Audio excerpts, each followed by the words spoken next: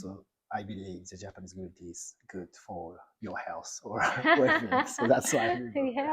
Yeah. I love green tea. Thank you very much. Sounds great. Yeah. So we're gonna dive into your experience and the current activities or about your book, etc. So, but we just want to start with your introduction. So, could you introduce yourself to our audience, please? Absolutely. Should I be looking at any of the camera or anything? Looking at me is fine, at but looking camera is also fine. Well, thank you so much, Rio, for having me on this podcast. It's an honor and a delight.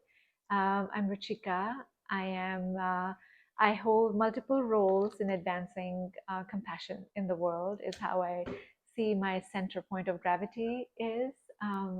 I am a founding partner at Wisdom Ventures Fund, and I am also co-founding a company called Ready Platform with Young Pueblo, which is the pen name of Diego Perez. And I am an emerging writer. I just finished my first book, which is launching on October 21st. And prior to this, I worked in big technology companies. I started my career at Microsoft, and from there went to Cisco for some time, and then was at Google for a very long time, 15 years, where I did multiple roles, primarily in the people space, in people operations, learning and development, launching performance management, compensation planning, executive leadership programs from scratch, because Google was just kind of forming and shaping up when I joined, and we didn't quite have a lot of people processes in place at that time. So I had the opportunity to almost craft those processes, including our first executive leadership program, where we wanted to grow leaders from within Google. While doing all of that, I had my own personal journey of managing stress and burnout in workplace while managing a family, living very far away from my own family and a support system. And I started taking part in a lot of well-being practices, including meditation and yoga, and reading a lot of books. And that's what kind of sprung my interest in doing more work around well-being at Google. So out of my 15 years, I ended up managing a team and programs for well-being learning at Google for about 8 years, where we cultivated community of volunteers, about 350 plus volunteers who were giving their time and support to advance well-being at Google. We got leadership support to advance that work, and also trained almost like 50,000 Googlers on mindfulness and compassion through various mechanisms, through the programs we were offering, through authors at Google, and small initiatives that our local site leads would be leading. Overall, I feel like the life has been just kind of cultivating for me to be of service for greater good, stemming from my own practices, and I'm eternally grateful for that. Yeah, thank you for sharing. Great. So where should we start with? So there are multiple roles, and I'm really interested in every aspect of your role. But I want to start with well-being stuff. So I mean, we are focused on well-being. So you were head of well-being at Google, right? So first of all, what is a head of well-being means, and what is your responsibility of that one? So could you elaborate on that? Absolutely. So it was a very newly created role. I don't think we had any precedence on having an established well-being head role in corporations, but the role kind of came around because of a need at the organization. When I joined Google in 2006, we had about 10,000 employees, somewhere between 5,000 to 10,000. And each year in the next 3 years, Google almost tripled in size. So you can see the magnanimity of how we were bringing in so many more employees, managing change, integration of people, forming teams, forming leaders, forming departments. And that can cause a lot of friction and stress in the organization, creating norms of how to onboard people, how to grow people. And that stress was kind of leading people to not feel well at the end of the day. And also the culture at Google was also very much like you can spend 24 hours at Google and not go home because, there was everything from free food, foosball table, showers, laundry, everything you could do at Google, including nap pods. So people found it very difficult to separate their personal life from their work life. So the 9 to 5 concept was very blurry at Google. And it had its advantage because people felt really connected to each other and to work that they were doing, but they didn't realize how it was costing them to not disconnect from work. So what we ended up doing was we had like this employee health survey once a year, and we realized that the employees' well-being was pretty bad, in some of those years. When the big changes were happening. And it's not surprising. I think anytime an organization goes through a big growth spurt, that's normal. And that's when, we kind of put a committee together from different departments in the organization, from like real estate and workplace benefits, from our core benefits team that offers medical insurance, and food department that was providing food, and from our learning and development department, I was kind of representing the well-being learning curriculum, because we were like, in our family system, in our school system, in our college system, nobody really teaches us what is the definition of well-being and how to have it in our life. Exactly. I think it's probably becoming more mainstream now. My daughter is in college and she's taking some well-being classes now. But when I went to college, there was no class on well-being. And my mom was a stay-at-home mom and wife, so she didn't have the work pressure and home pressure and children. Not all of those things were not like kind of part of her life. So I didn't quite see and learn, but over time, learning about health, well-being, I learned so much, and then we felt it's important that we educate our employees around it. So that's how the position came about. I did have a predecessor, my manager, Bill Duane, who was managing it first. And then when he left the company, I took on the role of advancing the work that he and I had created initially and expanding it to go to all the global offices, and also creating volunteer communities so that we don't have to spend millions of dollars doing that work, but people who are energized by it every day can feel part of it. Because, when as an employee and a colleague, if I am practicing something, most likely I'm inspiring my colleagues to do that more rather than an external party coming in and giving us a lecture around how to manage well-being. So that was like how the role came about. Oh, that's an interesting story. And so actually I'm curious about, so it means importance of balance of the workplace and also personal place, or how do I say? So I mean, working hard is maybe one culture of Google, but other than that, so whole personal things is more important on their life as it is. So what is the expectation for your employees? So learn the well-being things, but company want their employees not only being well, but also working hard. So it's really, needs a balance of these things. So what is the priority of that? Terms. Such a good question, and it feels like it's a divide. Like either you work hard or you be well. And I feel like they're very interconnected. If you're well, then you can work hard and you can be more productive. You can lead better. You can be a better teammate to each other.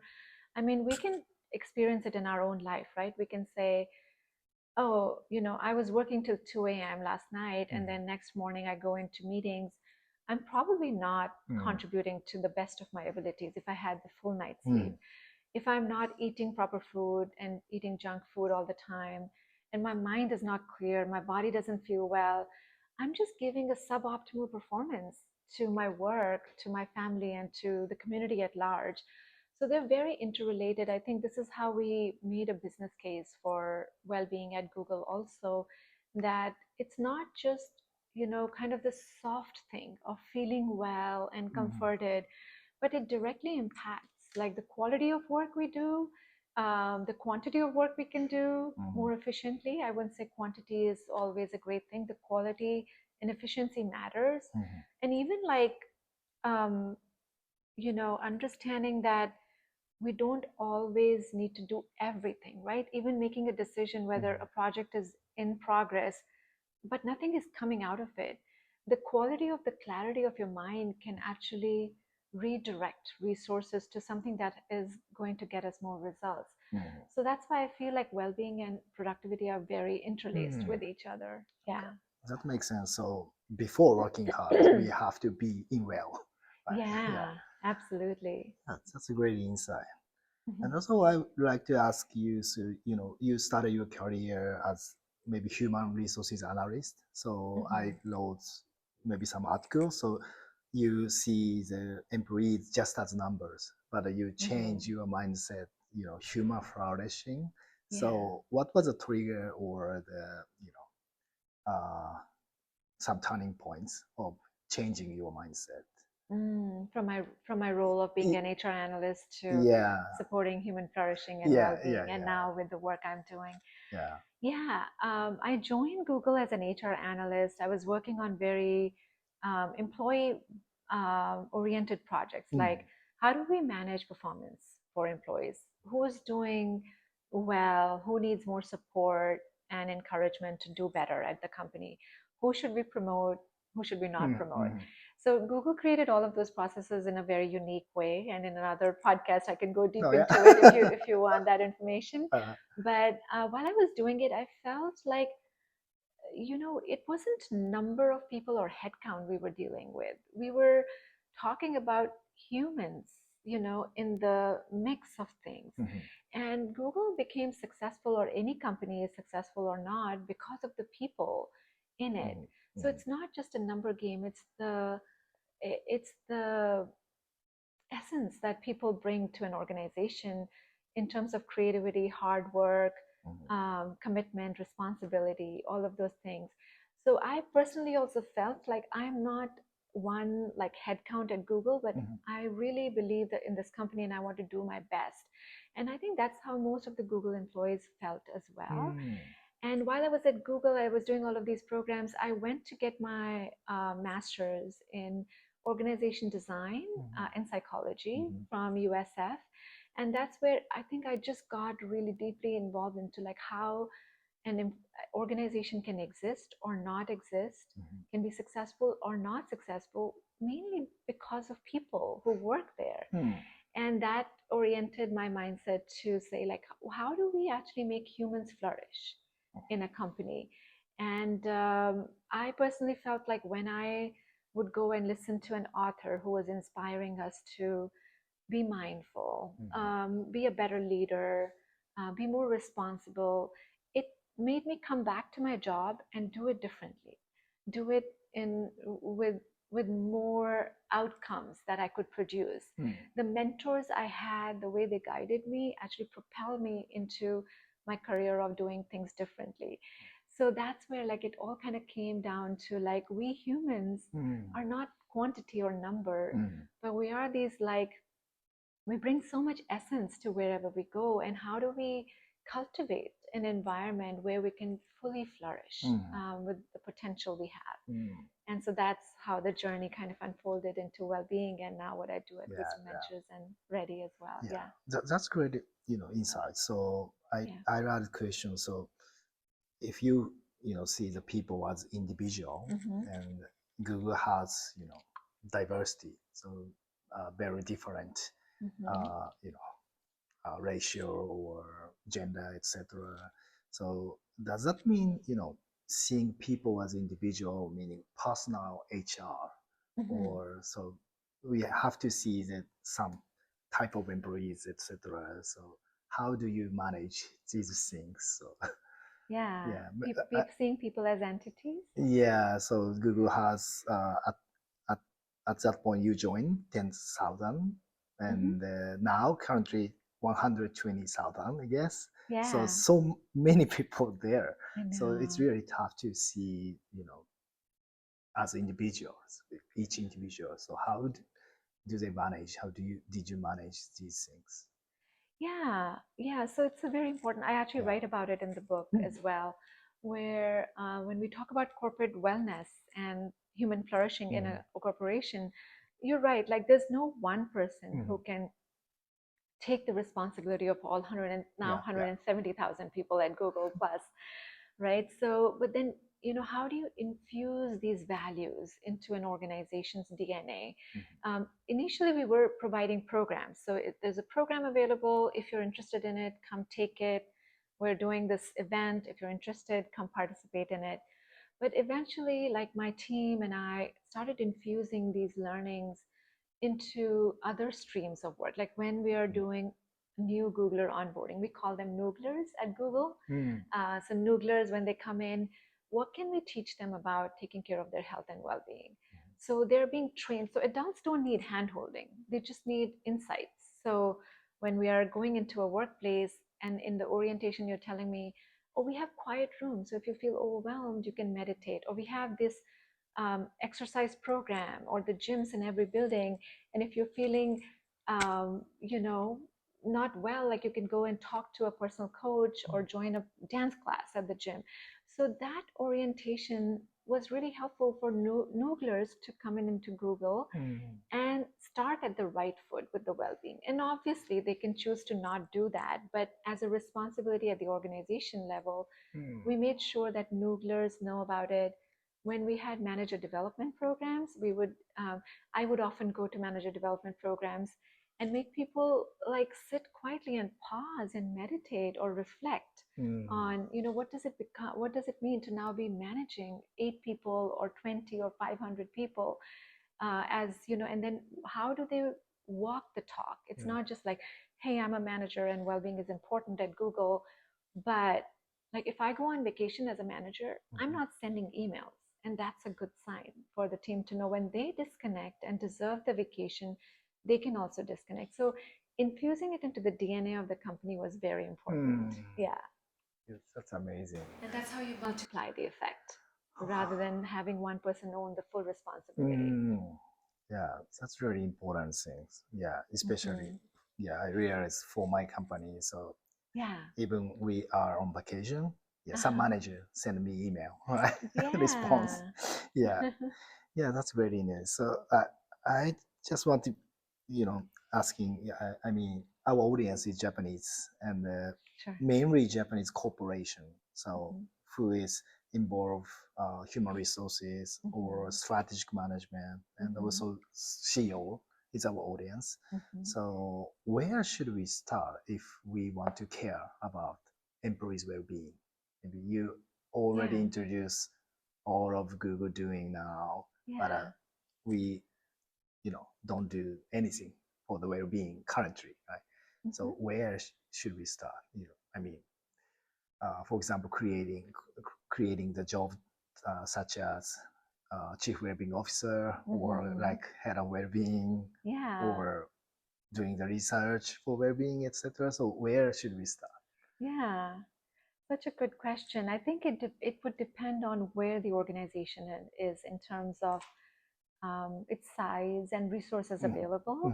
You obviously you can appoint a chief wellness officer, but it's a resource, and then and that needs to be followed by resources you want to give to them in terms of cash or budgets or headcount and things like that. I look at it like where an organization can start is like first, the 3 levels of well-being. Like I put that in the book as well, where the first one is that an organization understands and believes and want to adopt a value system around taking care of their employees' health and well-being. And they understand not just the human needs for it, but the business needs for it. So if you realize like well employees and healthy employees means happier workforce, and happier workforce means more productivity, better business growth. So then, an organization can say, well, in our 10 priorities for this year, one of the priority is to take care of our health and well-being of our employees, because it has the bottom line effect, and we want this place to be a happy place where people walk in every morning feeling excited about what they want to do and how they work with each other. The second layer is like when an organization takes on that initiative, the leaders and the managers need to believe in it, right? Because if the organization is 20 people or 170,000 people, doesn't matter. The leaders need to they are also humans, so they need to first take care of themselves and know that when they set the business priorities, within those priorities, they need to set priorities for wellness management, not as in like send every employee to get a massage every day or every week, but like how do we have work-life balance? How do we also have very clear communication of our vision? A lot of times, like the well-being issues don't arise because people don't know how to take care of themselves. We humans know we need to sleep well, eat well, move in order to have good health. And if you're not doing it, of course, we're going to struggle. But sometimes when I don't have job clarity, I don't have good team to work with, or I don't know what my role is, and my manager is not interested in my growth and development, that's when my well-being can start tanking also. So it's not just like giving perks to people to take a day off or mental health day, but also giving precise clarity on what is your role in an organization. How are you treated, respectfully or not? Are you included in conversations? Like one of the things I used to do with my teams, and I still do it, we always start a meeting with a well-being check-in. Even if it's like, how's everyone doing? And if we have a lot to cover, can everyone give a thumbs up, thumbs like straight and down? We know like the temperature in the room. And then if somebody's thumb is down, we just take a minute to say, would you like to share so we can support you? What's going on? And that itself makes a person feel seen and heard, and their well-being progress can start from there.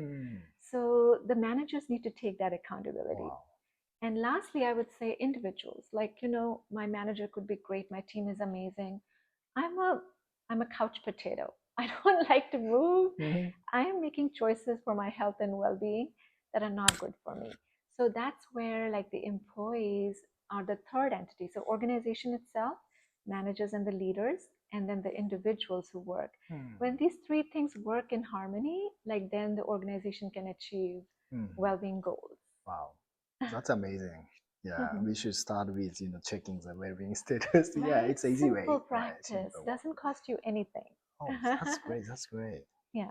Thank you for sharing. So we learn more on the well-being things on Google or etc. But a bit changing the keyword or so you have changed your career at Google to the multiple roles. So one of the founder of Ready platform and the author of the book and co-founder of the other venture capital firm, right?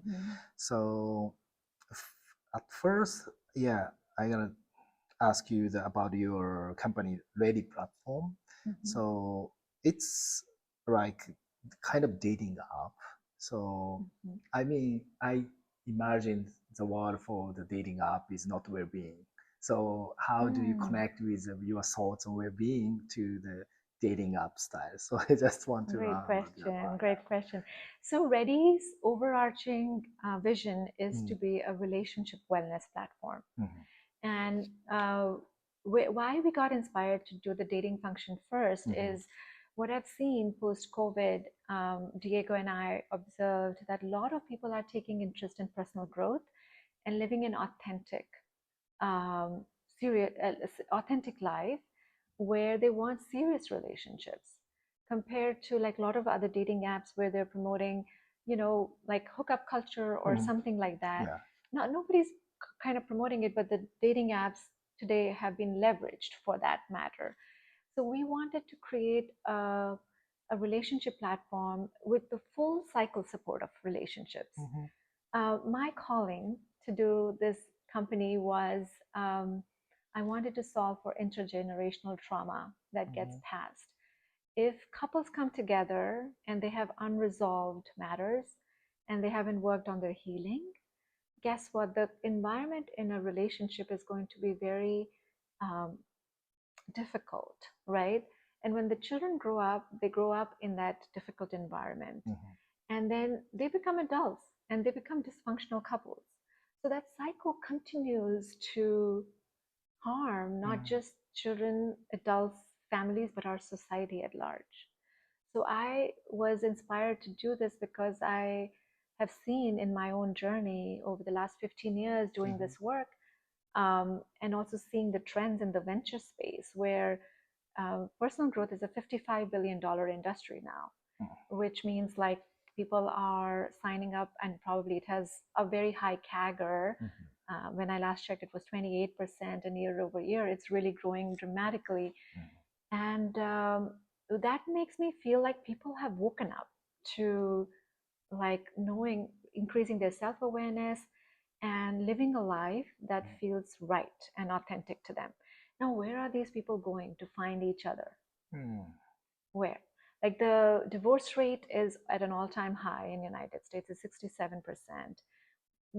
Young adults don't want to get married or have families because they've kind of given up on finding the right soulmate for themselves. So we started with the dating function because it's an established market, and we wanted people who've been working in the personal growth space to have an opportunity to meet with each other and then cultivate a relationship where they can grow, if they want, good families going forward. And then, you know, we also have plans which actually is launching soon on supporting couples to, if they are already in a relationship, how can the couple communicate better with each other, and about parenting differences, about how to manage the homes, how to manage in-laws. Like there's so much that comes up in a relationship. You know, we feel like people are in relationship, but they're very lonely. And so we wanted to create space for people to learn how to do relationships. I feel like after COVID, we've kind of lost that very basic skill of social connections. So that's our overarching theme for Ready, but we're launching with one function where we felt called to support couples who are frustrated and are not able to date and find each other. So there's a platform now available for them. That makes sense. So just started dating up. So one of the function. Yes. Right. So the other function which, you know, cultivates the relationship is more important on your services. Right? Exactly. Yes. Oh, that makes sense. Yes. Yeah. So it will be more on dating app. So maybe in the future we won't call it dating app. Right? No, it's a relationship platform. Yeah, it's a relationship. How do you build relationships with integrity? And you know that they need work, and you both can do the work together. Oh yeah. Yeah, that totally makes sense. So actually, we have the interview with the professor from World Happiness Report, and he told me last summer. So social connection is the most important things for their happiness, well-being. So it's related. It's linked for me. Yeah. Also, I want to ask about your current role as investors. So you switched your role from head of wellbeing to the investor as well. So what do you see as an investor in this wellbeing sector? I'm a firm believer that technology can actually enable our well-being if it's intentionally designed to do that. So the reason we created Wisdom Ventures was to build a better future of mindfulness and well-being. That was our first vision. And we continue to do that with our second fund also, you know, investing in tech-enabled well-being. See, technology has a lot of potential. You know, it's part of our life. It's like a co-inhabitor of us on this planet. Now also with the AI age coming upon us.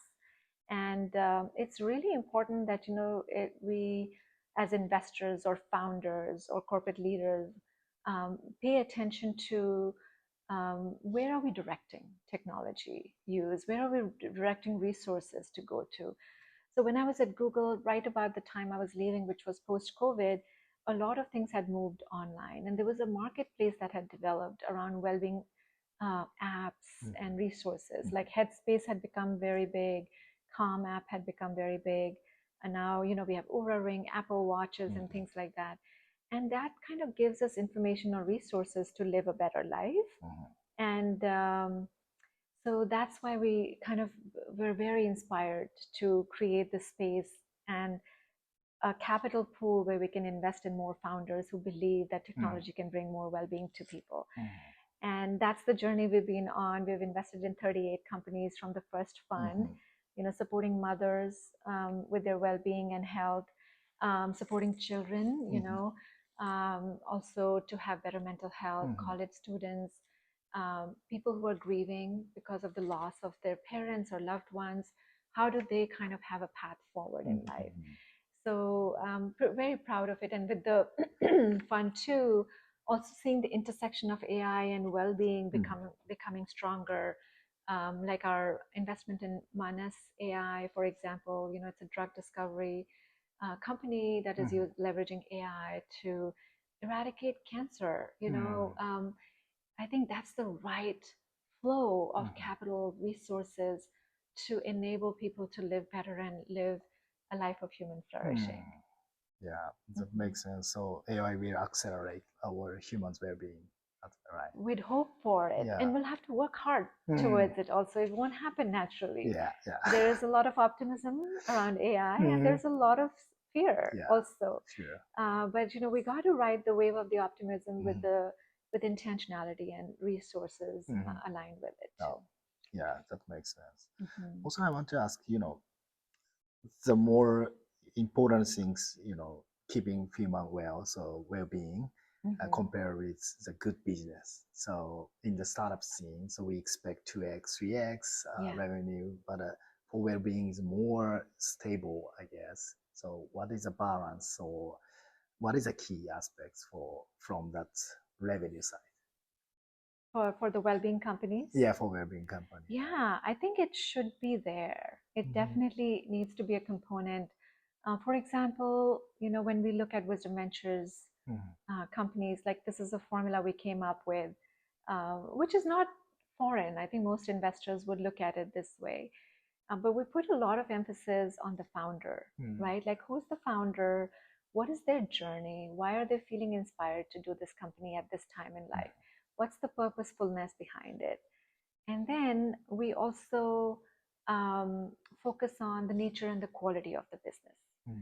Is this company going to help people or take away, from society? Like, presence, attention, focus, belongingness, inclusion. Like, so we filter, these companies through it. And most of the founders who are pitching us, meet those marks, right? They are very driven because of personal reasons. They're not doing it only for monetization or for making big money, because well-being is the new trend now.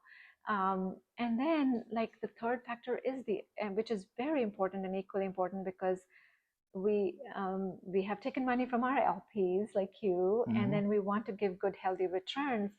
We very much scrutinize and do good diligence on understanding whether this founder has it in them to, give the returns or make this product successful.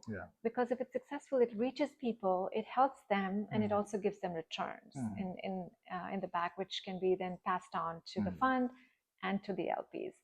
So we're looking at all of those things very carefully. But more, seeing the trend of well-being, so maybe it happens in the future, right? Yeah. We hope. Yeah, definitely. Yeah, great. And I'd like to switch topics. Okay. Their books, Brain Futures Blueprints.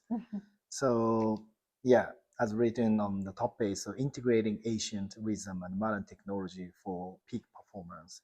So as you mentioned, the modern technologies offer like AI, etc., good for people technology. So, but ancient wisdom is we've not discussed about. So, what is that? What is the definition of that, and how to combine these, different spaces?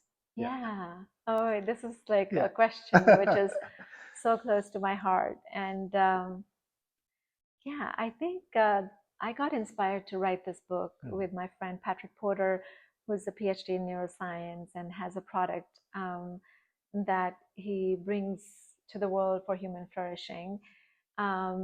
Just to give a little preview, that product is actually a device that helps people who have like people like us, like regular people, but also like in medical community, people if they're going through an acute or chronic health condition, to give them visualization techniques so that they can relax in their body and their mind. And when Patrick and I met, he came to Google, and we basically really connected on our roots of practice, which emerged us to create this technology or the fund or the well-being programs at Google. And those practices were rooted in learning about, different philosophies, Buddhism, Vedic philosophy, Zen meditation. Like there were just so many modalities that we both had tapped into. I used to call it like, when I started my journey, like I'm kind of almost spiritual shopping, right? Like where am I going to kind of get the information from? And I have to say, like my bag filled out with a lot of great insights and goodies like that I still leverage in my life a lot, and have leveraged it for the book also. In my mind, ancient wisdom is defined as something that has been communicated through generations. I would say 5,000 plus years of knowledge has been flowing through our ancestors, through our family system, through our religious system, spiritual systems, to come to us to really relay the essence of life, of that we are on this planet to live well, to enjoy, to rest, and do great things, and also form amazing relationships. So that's like kind of the through line I've kind of understood from all of the wisdom practices that I've really just touched the tip of, because there's so much depth into all of that.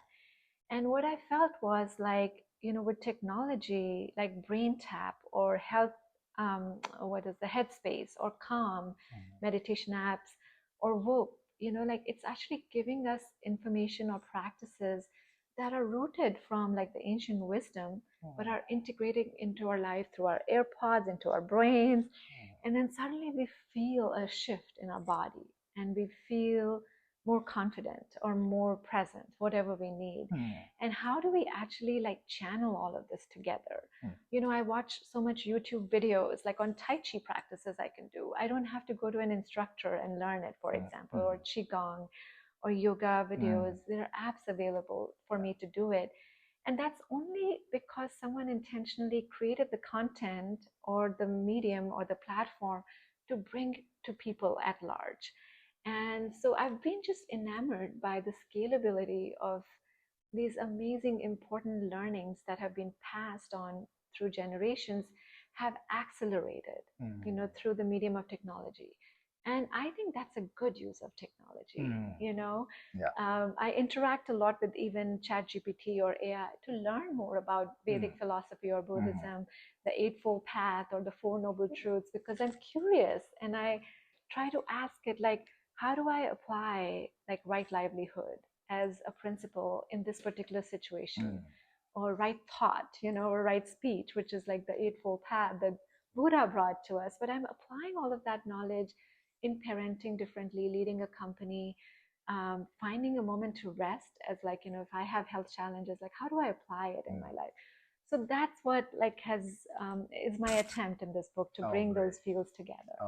Yeah, that's great. So we can find some more tips or some more insight on these things on this book, right? Yeah. Yeah. Hopefully. So we hope we can lead in Japanese in the future. Yeah, absolutely. Yeah. Just release in the US, Yeah. right? Yeah, I'm looking forward to that. Yeah. So I'd like to wrapping up our conversation. So you mentioned many people live in autopilot mode.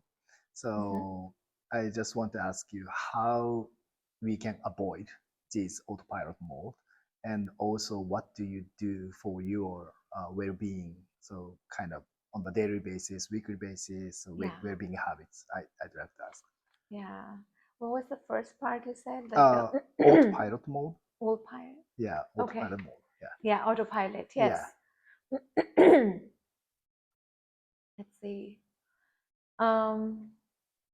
I was listening to this interview by Oprah and one of the neuroscientists this morning. I forget her name, but they were talking about technology addiction. And this other person, she's a neuroscientist, and she mentioned that how our brain centers that are activated because of technology addiction are the same as the brain centers that are activated due to any other addiction, be it drug or alcohol or anything. And I feel like in this day and age of technology, this autopilot or addiction mode is rampant. Like I find myself picking up my phone to check time. What time is it if I'm not wearing a watch? And then 15 minutes later, I'm still looking at the phone. So it's not intentionality. That's what I call autopilot. Like where you go into it unintentionally, or I wanted to look up a recipe that I wanted to make for dinner tonight. And I got like barraged by Instagram messages or something.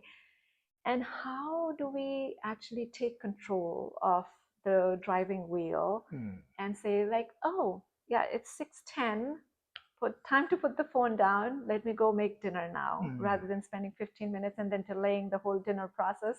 And now my son is screaming because he's hungry. So I think it takes intentionality, like on how to do it. It's hard. We are driven by this autopilot. Is it okay if I tell you a story on this? Yes. Okay. There was this story from this ancient times in China where there was this horseman sitting on the horse, and he was in this like plaza, and a lot of villagers were looking at him, and he was riding his horse, and he went to point 1, and then he went to point 2, and he started in the morning, and he continues going, like just riding his horse in the plaza. And then around in the afternoon, late afternoon, someone stopped him and said, "Hey, mister, where are you going? Can I help you find directions?" And he said, "I don't know. Ask the horse." So that's the autopilot. Like we have lost control over where do we want to take this horse or the car next. And it's so important that we live life on our terms and on what we want to do. So this story kind of portrays this whole autopilot picture that, is a reality of our life right now. And the way I kind of take care of myself and encourage everybody in my family and friends to do as well is to have some, self-discipline and routine on things we want to take care of, right? I start my personal practice, and this doesn't need to be everyone's personal practice. These days is doing, waking up and doing my breath work, which is pranayama, and doing my yoga practice, and then sitting in meditation for 20 minutes after my yoga. That's an hour and a half commitment. I have to wake up at 4:30 in the morning to do it, so that my son, I'm up and running by the time my son wakes up at 6 o'clock to go to school.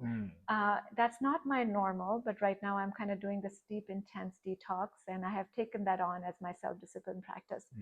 Now, what that helps me do, which I write about in the book too, Rio, is like, it helps create neural pathways in my brain to have concentrated, focused time where I'm not switching tasks. If I'm in a posture in a yoga, I'm staying there for some time.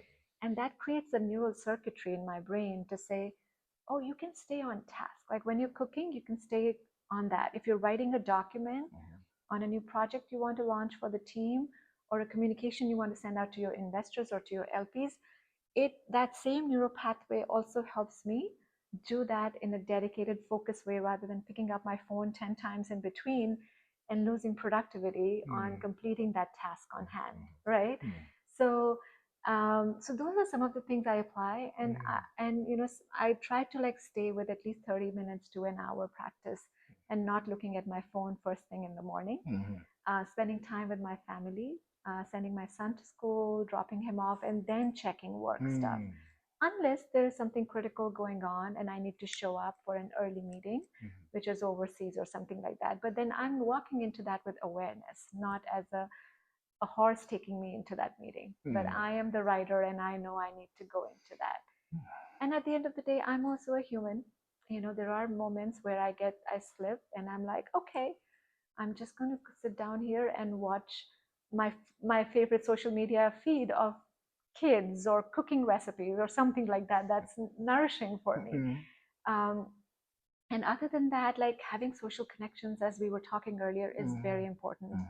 I dedicate my weekends to spend with friends and, either inviting people over or meeting them, in their homes and cultivating that community. Because I feel our biggest, problem in this society these days, the biggest health issue is actually being lonely. Not being alone. That's a choice. Like, I want to be alone and I want to read my book right now. Don't bother me. But feeling like you're in a crowd and still feeling lonely, that you don't belong, is something that's actually creating a lot of other health challenges too. So caring for my sleep, taking care of my nutrition, and moving my body, those basic things, and then obviously, like, keeping good social connection, it takes care of a lot of things in my life, on my mental health, emotional health, staying engaged in work. All of that kind of comes and flourishes from there. Yeah, that's really insightful and really good point of view. So the same thing. So next week I have the interview with the World Happiness Report, and the next theme of them, so 2026, it's a social networking service, especially on younger people. But how they SNS prevent our connection, their connection. So there's a pros and cons. So they focus on these topics, but a key concept is importance of social connection, and also the addiction is the same, right? Very insightful, and we combine these topics with this insight to this to our audience. For sure. Oh, I'm so glad you're doing more work in that space. It's so much more needed. I feel if we can put our time and energy into cultivating communities like that and create a dialogue, that's the only way we can protect things that we're losing. Great. Thank you for sharing your thoughts. It's really insightful. Thank you so much. Thank you for having me with you today.